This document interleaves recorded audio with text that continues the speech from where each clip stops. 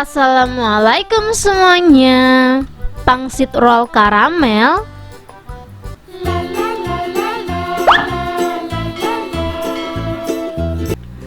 Langsung aja di langkah pertama aku bakalan siapin olesannya dulu ya teman-teman ya. Di sini aku udah siapin tepung terigu, aku bakalan larutin secukupnya aja, kurang lebih 1 sendok makan. Dan aku bakalan tambahin air. Untuk airnya sedikit-sedikit aja ya teman-teman ngasihnya ya, jangan terlalu banyak. Soalnya kalau kebanyakan nanti keenceran kan. Karena di sini aku mau buat olesan tuh yang agak kental biar nanti si pangsitnya nggak terlalu basah. Kalau menurut teman-teman ini kekentalannya udah pas, lanjut aja kita aduk sampai adonannya halus. Kalau udah halus kita lanjut ke step berikutnya ya. Kalau teman-teman gak mau pakai tepung terigu, ini juga boleh diganti telur. Tapi menurut aku lebih hemat pakai tepung terigu ya. Kalau pakai telur itu kadang kalau udah mateng agak ada sedikit amisnya gitu loh teman-teman. Jadi aku saranin banget pakai tepung terigu aja. Untuk kulit pangsitnya aku pakai ukuran yang kecil ya, dan ini tuh aku pakai 1 bungkus, cuman ini tinggal sisanya aja yang aku tunjukin ke kalian teman-teman. 1 lembar ini kita bakalan bagi jadi 4, itu baginya memanjang ya, caranya seperti di video aja. Kalau bisa sih lurus ya teman-teman ya, biar nanti hasil bulat-bulatannya tuh bagus. Ini setelah dibelah 2 aku belah 2 lagi, pokoknya kita bagi 4 aja. Kalau kulit pangsit kalian yang gede itu disesuaikan lagi ya teman-teman ya ukurannya ya. Ini kurang lebih 1 cm sampai 1,5 cm. Jadi jangan terlalu lebar-lebar. Ini kalau udah kita langsung aja siapin olesannya dan kita langsung aja ambil 2 lembar kayak gini ya. Kita langsung aja olesin kulit pangsitnya pakai si olesan yang udah kita siapin tadi kayak gini aja. Setelah itu kita tumpuk kayak gini ya teman-teman ya. Setelah ditumpuk kita rata-ratain olesannya. Setelah rata olesannya kita langsung aja ambil kayak gini dan kita gulung. Bagian yang gak ada olesannya itu bagian bawah, jadi nanti biar dia tuh bulat gitu loh teman-teman. Setelah itu kita gulung sampai habis. Tuh, ini pun sisa olesannya sedikit banget ya. Ini cara biar si kulit pangsitnya itu enggak berair banget gitu loh. Soalnya kalau olesannya kebanyakan nanti dia tuh letoy teman-teman. Jadi biar dia kokoh caranya seperti ini. Pokoknya bagian yang enggak ada olesannya, yang sisa enggak ada olesannya itu di bawah. Terus kita gulung habis sampai atas. Kalau emang ada yang berlebih kita tinggal hilangin aja kayak gini. Lakukan hal yang sama sampai semuanya habis ya. Ini kelihatannya butuh ketelatenan, tapi sebenarnya ini tuh gampang dan cepet banget teman-teman. Kemarin aku kerjain sendiri, dia kelar nggak sampai sejam. Jadi kalau kalian buru-buru nih pengen buat kue lebaran yang simple-simple aja karena udah mepet lebaran, aku saranin kalian buat ini sih. 1 bungkus aku buat kemarin ini tuh jadi kisaran 3 toples ukuran 500 gram ya. Kalau pakai toples yang lumayan gede itu bisa 1 toples penuh, terus masih ada sisanya gitu.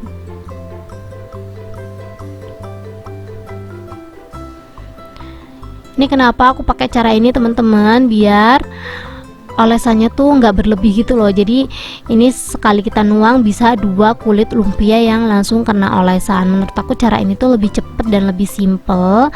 Untuk gulungannya, untuk rongganya jangan terlalu gede-gede ya teman-teman ya. Soalnya kalau terlalu gede nanti ditimpa teman-temannya dia letoy. Kalau bisa agak kecilan sedikit biar dia tuh sedikit kokoh. Kalau teman-teman nanya, Kak ini bisa diganti nggak sama kulit pangsit atau kulit lumpia? Boleh, itu disesuaikan aja ya, yang ada di rumah aja. Dan ini dia hasilnya setelah aku bulet-buletin semuanya atau setelah aku roll semuanya, hasilnya sebanyak ini ya. Kalau udah di rollin semua kayak gini, kita langsung aja siap goreng. Tapi sebelumnya aku bakalan siapin wijennya dulu. Di sini aku udah siapin wijen. Wijennya aku sangrai ya. Kalau teman-teman kurang suka wijen, ini untuk wijennya bisa pakai 10 sampai 50 gram. Jadi boleh pakai 10 gram, 20 gram, 30 gram, 50 gram, itu terserah kalian. Tapi di sini aku tuh nyangrainya 100 gram teman-teman. Tapi nanti 100 gram itu tuh nggak nempel semuanya gitu loh. Jadi kalau kalian jualan, kalau kalian pengen hemat, wijennya dikurangin aja nggak masalah. Ini disangrai sampai dia mateng atau sampai kecoklatan, pakai api yang super kecil ya teman-teman ya, biar dia tuh nggak rawan gosong.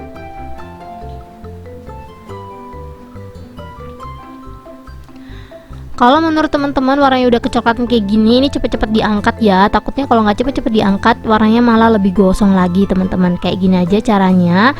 Dan lanjut kita siapin penggorengan. Di sini aku udah siapin penggorengan dan aku masukin minyak juga secukupnya. Ngegoreng pangsit ini biar dia tuh nggak ngembang atau kembung. Biasanya kalau kita goreng pangsit itu tuh ngembung kan teman-teman. Aku saranin kalian pakai minyak dingin ya, biar dia tuh sedikit bantet. Jadi kalau kita pakai minyak goreng dingin, dia tuh nanti hasilnya tuh nggak ngembang kayak kulit pangsit yang kita goreng pakai minyak panas gitu loh teman-teman. Kalian bisa perhatikan sendiri ya, nanti dia tuh nggak ngembang gitu loh. Pokoknya hasilnya cakep lah. Ini sebelum minyaknya panas aku udah masukin, karena emang hasilnya banyak aku bakalan gorengnya 2 kali ya. Untuk apinya pakai api sedang aja. Kalau kalian pengen cepet mateng bisa pakai api yang gede. Ini di awal-awal kayak gini jangan terlalu banyak diaduk ya, karena dia belum kokoh teman-teman. Jadi kalau letoy kayak gini kita aduk nanti hasilnya bakalan penyok-penyok. Jadi kita sabar-sabar aja sambil nunggu minyaknya panas. Karena dia nanti tuh nggak ngembang, ini walaupun kita isinya agak banyak nggak apa-apa ya teman-teman ya.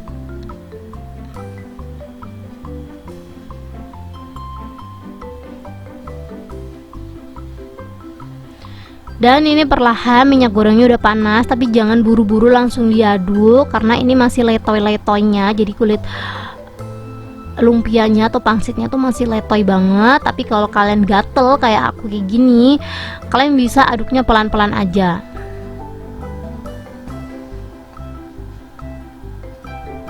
Dan ini udah mulai kokoh gitu, teman-teman bisa perhatiin sendiri ya, bentukannya kayak gini kalau udah kokoh. Ini kita goreng warnanya sampai kuning keemasan atau kecoklatan, terserah kalian. Di sini aku ngegorengnya sampai kuning kecoklatan ya teman-teman ya. Pokoknya sampai si minyaknya itu anteng. Biar apa? Biar dia tuh awet 2 bulan, biar kadar airnya tuh bener-bener habis ya.